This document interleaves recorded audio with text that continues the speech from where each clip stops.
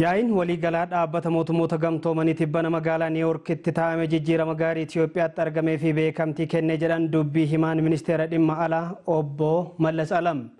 Hariiroo Itiyoophiyaa fi biyyoota alaa daran akka cimuu fi ministeerri dhimma alaa riifoormii jijjiirama caasaa fi ramaddii hawaasa haarawaa hojiirra oolche. Kibree Zalaalam dabalata qaba.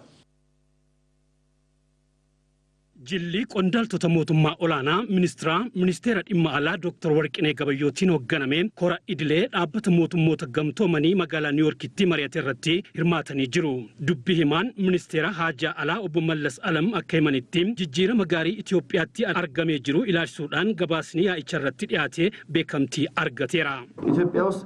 እየተፈጸማለው እየተከናወነ ያለው የለውጥ ሂደትን በተመለከተ ጅጅረመ ጋሪ ኢትዮጵያት አርገሜ ላልሲሱዳን ሆገንቶተ ቢዮታ አላፊ ዳቢሌ ገራገራ ሁበቺሱ ፊ ኮሪቺ ጨራኑፍ ኡሜራ ሆገንቶኒ ፊ ቃሞሌን ዱቢብን ሁንዲ ኢትዮጵያ ደገሩ ቃምና ጀደኒሩ ነጋፊ ተስገቢ ኡሙ ፊ ኦፍ እረደበሬ ኡመቶተ ናኖሌ ጅረኒ ፊ ሴና ሃራ ኢትዮጵያን ገልሜሳ ጅርቱ ቢዮታ ካኒፍ ፈኬኛ ከንተውዳ ኢትዮጵያ ፊ ኤርትራ ጅዱት አከሱመስ ናኖሌ ጋንፋ አፍሪካቲ ነጋ ቡሱፍ ጨራቂን ሞቱማን ጎቻ ጅሩ ጀጀሙ ፊ ደገረሙ አከቀቡ ኮሪቻረቲ ወሊ ገለሜራ ጀደኒ obbo Mallas akka himanittiin hojii walitti dhufeenya hariiroo biyyoota alaa Itiyoophiyaa sadarkaa yeroon kun barbaadurraan qaqqabsiisuuf ministeerichatti riiformiin tahaa jira.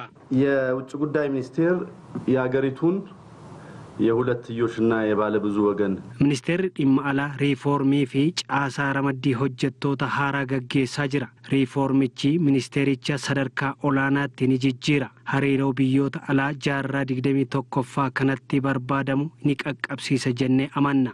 Waajjiraaleen dhaabbiin itti waamamaa ministeerichaa ta'an 5 haaraan gurmeeffamuu simaniiru. Jijjiirraan caasaa fi ramaddiin hojjettoota haaraa gaggeeffamu imbaasiiwwanii fi qoonsilaawwan biyyattii biyyoota alaa jiran akka dabalatu simameera.